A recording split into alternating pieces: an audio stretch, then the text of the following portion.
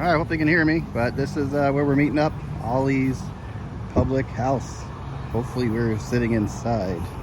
I'm hoping. We'll see what happens. If not, it's gonna be a sweaty video. All right, so we're in the restaurant and we got a jar of pickles. Check it out.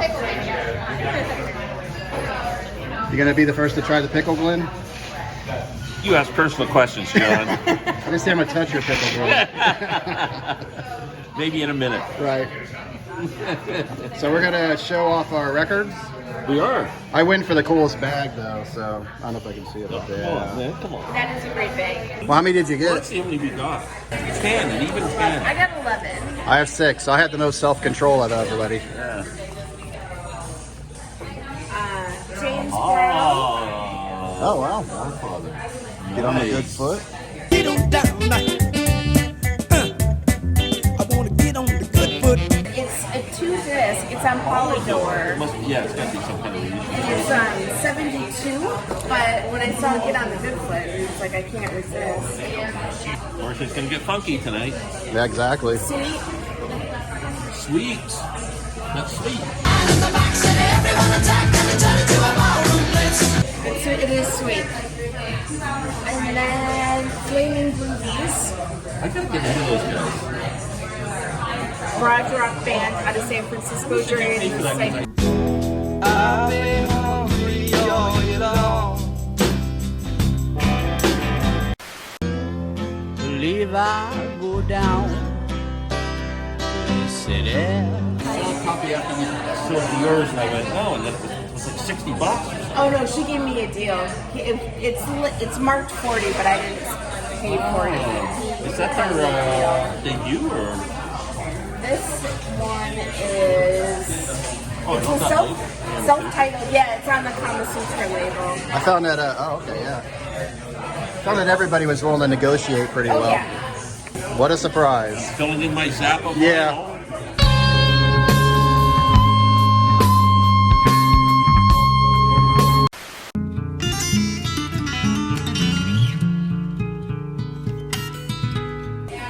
One of my favorite Zappa albums. Mostly instrumental. Street label. Butterfield Blues Band. I was born in Chicago in 1941. Got my mojo working, just don't work. That's, you were looking for that? Was that the one you're looking for yes. in particular? Well, they got their first 3 albums are the ones that are all good with Mike Lucas. That's the first self-titled album.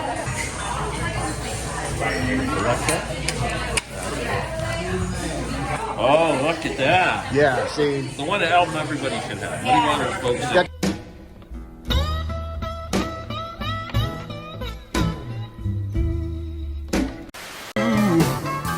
Lord, I rub my John the Conqueror. To let me know how that sounds, yeah. I'm a little worried about this. It's going to be a good quality, but I don't know if this record could sound bad in any press. Might not, yeah. Well, I was And it's talking chess. to Andrea, and I heard you guys go. That was mostly Glenn. He was having a moment with his record. Yes, I heard the moment. I Yeah. actually turned in, and I think we should probably head on over and see what they found. I Yeah. have a SACD of that. It sounds phenomenal. All right, Terry Reid. Very Reid. Thought that in July that we could buy. You know Terry Reid history? He was going to be Robert Plant before Robert Plant. Robert Plant said no, and Terry Reid said no. I don't Yeah, want to he was your the band. first choice for Zeppelin. But Really? you know who I know? Robert Plant. Check him out, and that is how Led Zeppelin formed. All right. I'm learning something. Vandals. Yeah. Much water, right? Dirty water? Yeah. Wiping on me, yeah, wiping on me. Yes. Have you ever spent the night in jail? Well, I have. Colin Blunstone. Say don't mind, you let me off this time.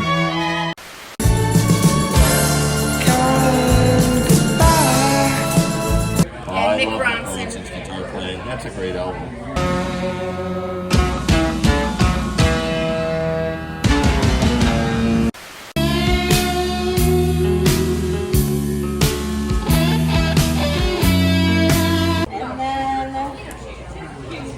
the Rockets or Rockets.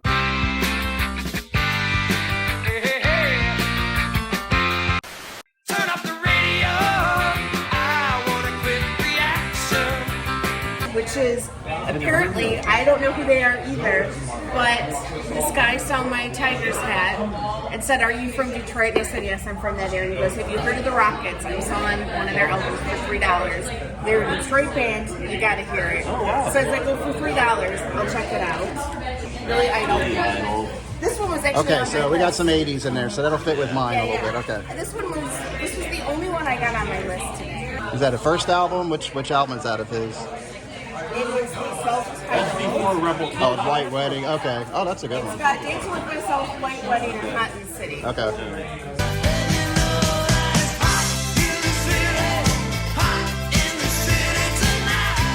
More Paul Butterfield. One more heartache, baby. I can't take it now. Head off the work, can't get a job, having double trouble. This one is sealed for $18. The Resurrection of Pig Boy Crabshaw. How's that for a title? There you go. That's not a comp, right? That's a regular release? Okay. Hey, this has a story behind it. Flood. Cousin Mary was a lady that could really hold her own. Spelled Flood is a band from F-L-U-D-D. Toronto. I had to come 1,300 miles to find this album in good shape. Flood is from Toronto, from my area, Scarborough, Ontario. I knew all these guys. Greg Godovitz. There's Greg Godovitz in these guys. Oh, really? Yeah. And Ed Pilling. Well, both they played. These two guys played at my wedding. They were in the band at my wedding. Really? Yeah. Isn't that awesome? And Now, what kind of music is that? It's pop. It's pop music. They were just kind of glam, just at the start of the glam rock Yeah. period. White label promo. Yeah. The Pilling brothers, Ed and Brian. Brian ended up dying of leukemia at a very young age, sadly. But yeah, they had a big hit song called "Cousin Mary." Okay. I'll have to check out Flood. I know. Yeah, that was really cool. I'm excited for you. All the way to Florida to pick up a Canadian band. Yeah, to pick up an album from Scarborough, Ontario. Doobie Brothers, Captain and Me.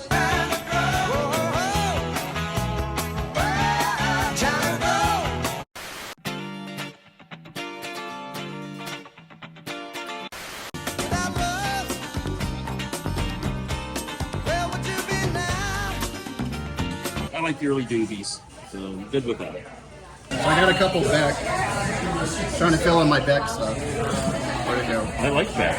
I got Beck Mutations. Old brains, unmoved, untouched, unglued. It's nobody's fault but my own. Great record. Yeah. And then, I have a question. Was the song "Loser" ever on a Beck album, or was it yeah, it was the on first an one. EP? Melon Gold.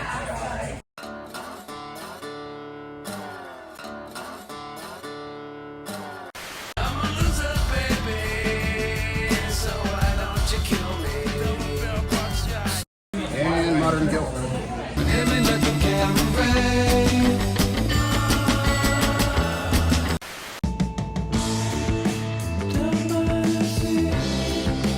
Excellent. I love that. Yeah, you don't find them that often, so I was surprised to find two of them. So, and it's funny, I probably don't know any of the songs on these, but I want my Beck. So. But you know, it's always good. It's gonna He's be such good. a talented guy. You know, Yeah. it's not going to be pro. And then somebody had me do a walk and talk to song off. Oh, I love that.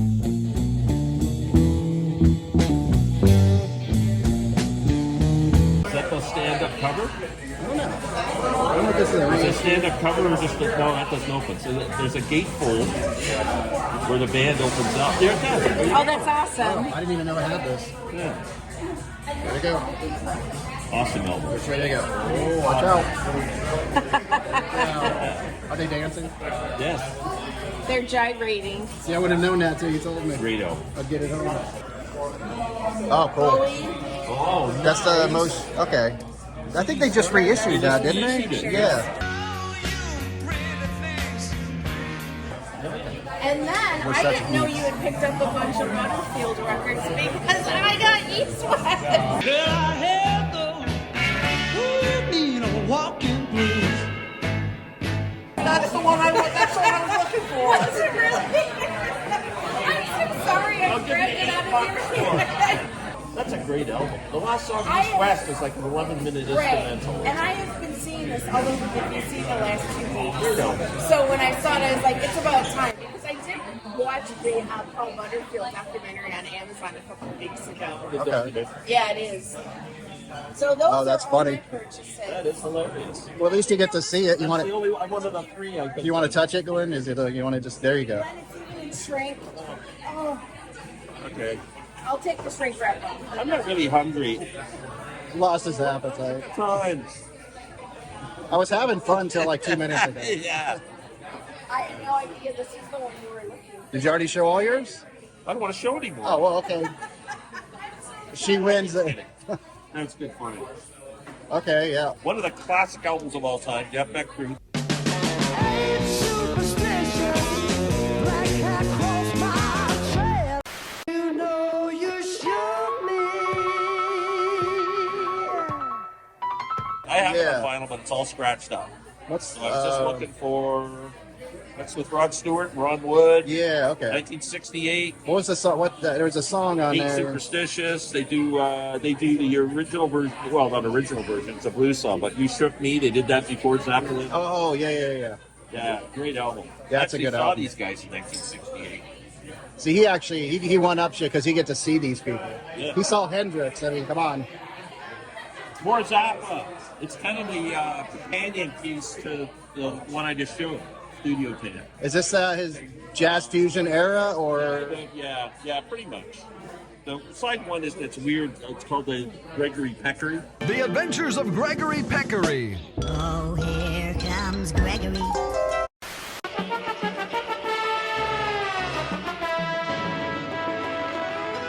It's kind of a weird thing, but it's cool app. I do not have the first 4 Grateful Dead albums on vinyl. Which I was And very looked surprised. I Right. found Working Man's Dead. That's a great album. Come here, Uncle John's band by the riverside. Driving that train, high on cocaine. And the guy gave it to me for $20. That is a great price. Yeah. I was looking for that. Someone would pay $8 for that. You can trade her Butterfield over there. $15 in the Butterfield left. I came across that for 40, so you got a really good deal. Yeah. He had an American Beauty too, but it was too scratched. And here's, I think, my find of the day. Okay.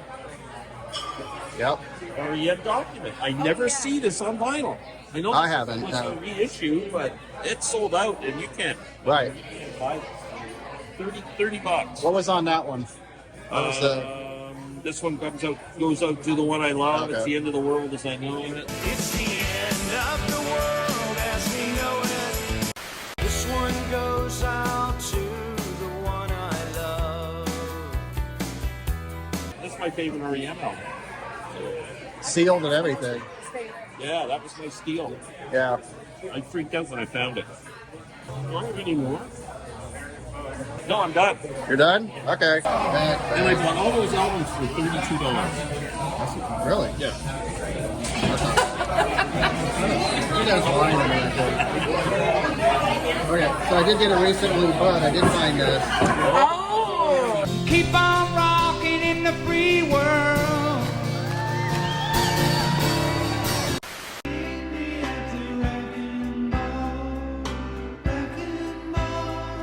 From '89, so I don't know if it's quite an original, but That's a good find. yeah. I mean, I did pick up the box recently, but I wanted the original. That's, I mean, you can frame that one, if nothing else. And this is actually the album that got me into Neil Young to accept his voice. And this opened the floodgates. It was Really? so there's my '80s. I had to have the Howard Jones. I came across that.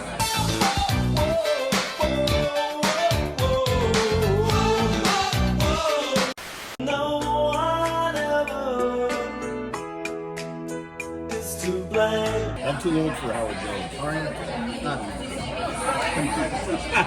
Is that the Phil Collins produced album? I don't know. Phil Collins produced one of his albums. Is that what you said? Yeah. Oh, with the Because look. Phil Collins plays drums on No One Is to Blame. Yeah. Really? Doesn't have like that Phil Collins signature. Phil was everywhere. In the 80s, yeah. And that's it. That's He's the exactly David it. Grohl He's of the 80s. everywhere in the 80s. So this is my big find of the day. The Tracy Oh, Oh, awesome. Talking about the revolution. You get a fast car. I want a ticket to anywhere. So I saw it, I'm like, I gotta grab it. You Yeah. never see this thing. that's awesome. Yeah. I think it had like colored vinyl too. I don't know if that means, did they ever reissue? They must have. Let's see. If it's colored vinyl, it's a reissue. It's like, That's a cool picture of her. Oh, that's nice. Oh, that's nice. Grace got her vinyl. Very nice. I'm assuming, I don't know, I gotta check into it. Good record. I just, another one I haven't seen on vinyl before. Can I ask a vinyl question? Yeah. Okay, so they make a nice vinyl like that. What do you as a collector do with it? Like, do you, when you display it? No, I know. So you don't display it? So it doesn't really matter if it's black or not. No, it's just kind of fun. Oh, okay. It doesn't mess with the sound either. That was when I first got into the vinyl community about a year ago, that was a big thing. Oh, if it's on colored vinyl, it sounds horrible. When I got the Michael Jackson Bad album, and it has a picture of Michael Jackson on See, it. the picture discs are Picture different. discs, I think, are more. They're more for display. They don't sound as good as a regular. Yeah, I know you're a big Billy Joel fan. just a little bit, yeah. So when I was 18, I went to go see Billy Joel, Palace of Auburn Hills, in Auburn Hills, Michigan. Way up at the top row, and some man approached me and my friend. Okay, so and you're one of asked those. us if we wanted to trade our tickets for front row seats. He does that, yep. That's the only time I've ever been front row. Was at Oh. a Billy Joel concert. And what year was that? 1990. So right around Stormfront. Yeah, so it was. We didn't start the fire. Yep. You know. Oh, man. And it was incredible. So generous of him to do that for his fans. Yeah. You know? Yeah, he does it for every concert because he said he doesn't want like people with money standing there just staring at him. Yeah, he doesn't want corporations and scalpers Yeah. to get those. So, yeah, and a lot of people think that's an urban legend, but No. I can tell you, No, it's happened true. to me. Cool. Well, I think we're going to eat. We're going to eat. Bye. Bye. Thanks, guys. Okay, so that was it. We had a great time. Hopefully the audio came out all right. If you're seeing this right after the record show, then it didn't, but we went to lunch. I filmed, and we all showed off our records, talked a little bit. It was pretty neat. I think Glenn ended up something that Marsha liked, and Marsha ended up something that Glenn liked. Pretty funny, but not enough to do a trade or anything. But yeah, we had a nice lunch. It was cool to meet Glenn. He's taller than I thought. I think everybody in the VC is taller than me. I have a feeling. But yeah, just really cool to meet everybody. Glenn's daughter, son-in-law, Marsha for the first time. So that was really nice. Just a good afternoon of checking out music, meeting somebody in person for the first time. So it's just one of those days that'll stick in my memory for a long time. It is just a few times like this when you get to do stuff like that. So it's very cool. Record show, I think everybody got what they're looking for. I think Marsha had mentioned, I think she maybe got one thing off of her list, and then the rest were just things that she knew she wanted, whatever. I don't think I got anything off my list that I can remember. The record show was good. I got there, what time did I get there? Like 8:30, I think, 8:39, somewhere in there. And it was nice to get there early. There wasn't a whole lot of people. Everybody was pretty nice. It was air conditioned in there. Everybody was pretty much minding their P's and Q's and being nice and moving around each other. There's a couple of people, I don't know, it's just funny. I think they're in their own little world, which I can kind of get, but they'll just come right in next to you or like do something and you're like, do you not see me here? But hey, again, I'm not chalk it up to distraction, because actually I was looking at a record and almost got ready to walk away with it just because I was like listening to music and I said, I like this record, and I'm moving along. I'm like, oh, wait a minute. It's this guy's booth, and he didn't even notice, but I didn't get that far, but I was like, holy crap, I better pay attention here. Yeah, it was just really nice, roomy enough. I mean, it got crowded by the time Glenn and everybody got there at 10, a little after 10. it was starting to get packed. It got a little warmer in there, obviously, because of the body heat, but it wasn't unbearable. It wasn't bad at all. But like I said, even though it got crowded, everybody was, you know, very courteous for the most part, I would say. You know, you get caught up in your own little world, you get it because you do the same thing, and every once in a while you'll get a tap on your shoulder or something, and somebody asks you nicely, hey, can you move or move your record? Oh, yeah, sorry. And you had all kinds of prices on records, you know, the ones that were, you know, that are priced low, or there's a reason why they're priced low, and the ones that are priced high, there's a reason why they're priced high. So I think there was a great variety as far as affordable to collector, where I'm going to spend a couple more bucks on these things. So I think overall it was a good mixture. You had vendors who were very organized, and what I mean by organized, it was like broken down into genre, alphabetical order, things like that. And then you had ones where they're just like, boom, here you go, here's my records, and those serve, both of those serve purposes. When you first go in, I think I want a little more organized.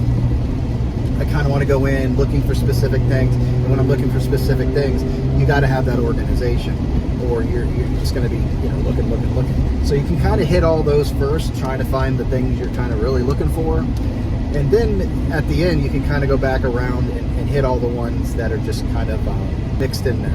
There's a couple that were hard to kind of reach, but it wasn't crazy. There were a couple where you know, you couldn't really get to the record though because it was jammed in there so tight, but that wasn't, you know, there wasn't much of that, but that does make it difficult when you can't even get a record, you kind of see what it is. Just a good variety of different people in there. I saw, you know, teenagers in there, adults in there, seniors in there, you know, everybody. They had a good variety in there. They had memorabilia, they had, you know, characters, pop figures, posters, signed things, all that. They had cool box sets.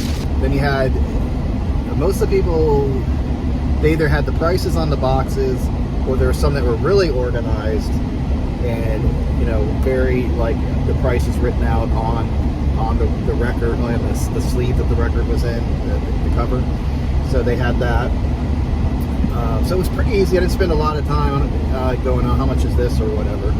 So, but overall, I'd say that was a good experience, good people, friendly vendors.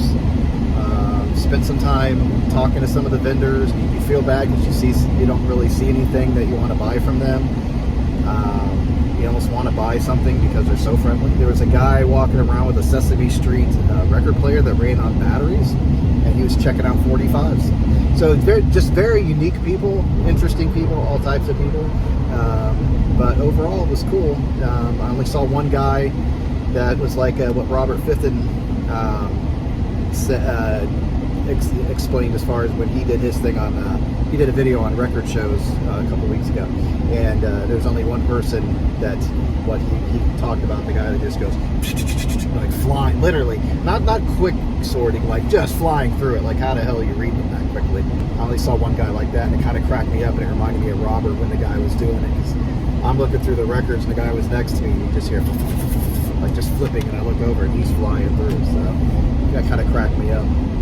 But yeah, overall good experience. I'm glad I drove out. I mean, mainly to meet Glenn and have that experience, and because I don't know when that's going to happen again. It just even better because I got to go to a record show and check it out and just be a part of it. So it's very neat.